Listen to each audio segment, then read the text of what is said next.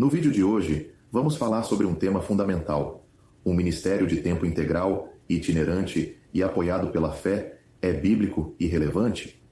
Vamos explorar também a questão do pastorado remunerado, se um pregador de tempo integral pode ser um ancião da Assembleia e qual é a relação de um trabalhador em tempo integral com sua Assembleia local. A palavra de Deus nos equipa completamente para cada era e circunstância. 2 Timóteo 3, versos 16 e 17.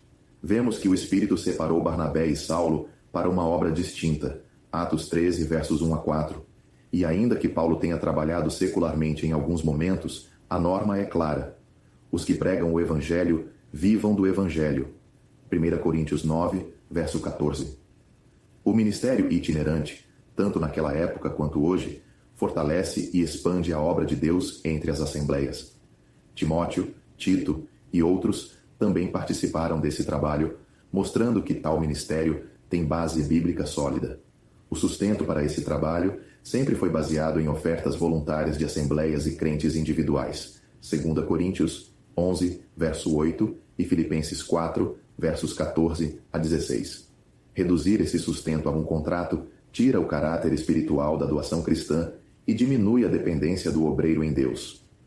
Agora, e sobre um pastorado remunerado? 1 Timóteo 5, versos 17 e 18, fala sobre honra aos anciãos que governam bem, mas o Novo Testamento não sustenta a ideia de um homem pago para pregar.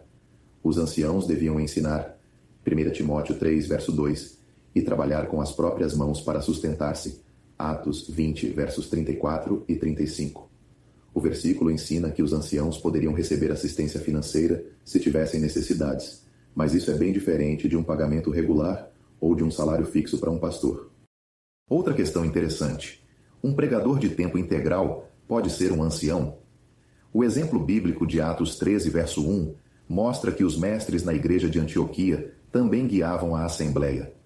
No entanto, Barnabé e Saulo foram separados dessa função para uma obra específica.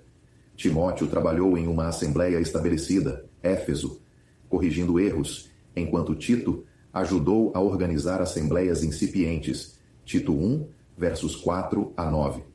Um evangelista que inicia uma assembleia pode precisar assumir temporariamente um papel de liderança até que Deus levante os anciãos apropriados. E qual a relação de um obreiro itinerante com sua assembleia local? Ele continua sendo um irmão entre os demais, sujeito à liderança da assembleia, assim como qualquer outro membro, Hebreus 13, verso 17. Epáfras é um exemplo de um servo de Cristo que permaneceu identificado com sua assembleia de origem, Colossenses 4, verso 12.